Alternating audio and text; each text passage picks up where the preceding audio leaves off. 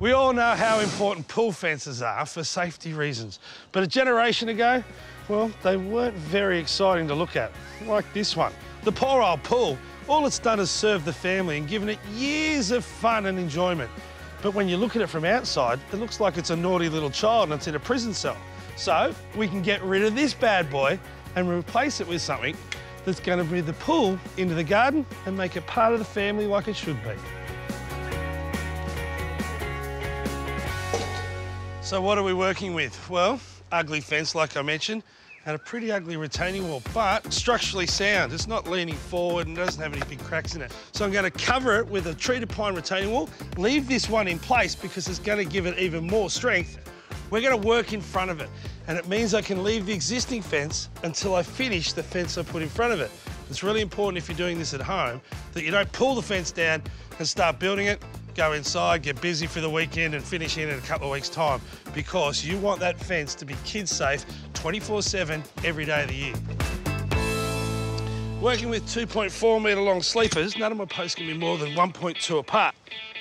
As far as depth goes, aim for 600, but if you only get to 400, make sure it's a nice solid hole and it'll still be strong. I'm not running a string line yet because I can use the brickwork as my line.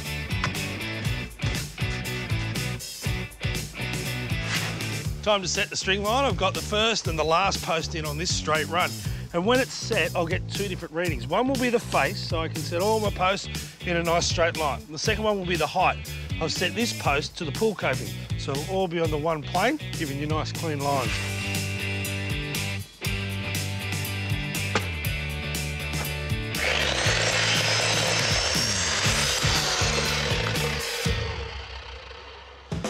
So the top of this post is the finished height of my retaining wall, but I can't start here and work down because there's not enough room behind.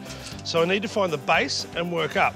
I'm using 200 by 75 sleepers, so if I come down 400 mil, I know where to run the bottom of my first rail.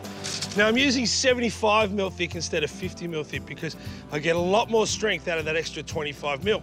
Think about it, I'm putting a fence on top of this, so if my sleepers were to twist and move a couple of mil, that could be exaggerated in the fence and it could move up to a couple of centimetres. So structurally sound at the start, good looking at the top.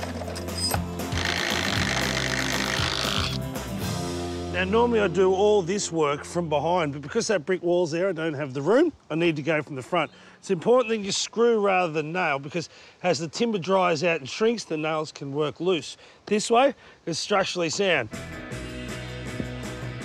Now, even though I've told you nothing about the new fence, I will tell you it's going to be made out of glass.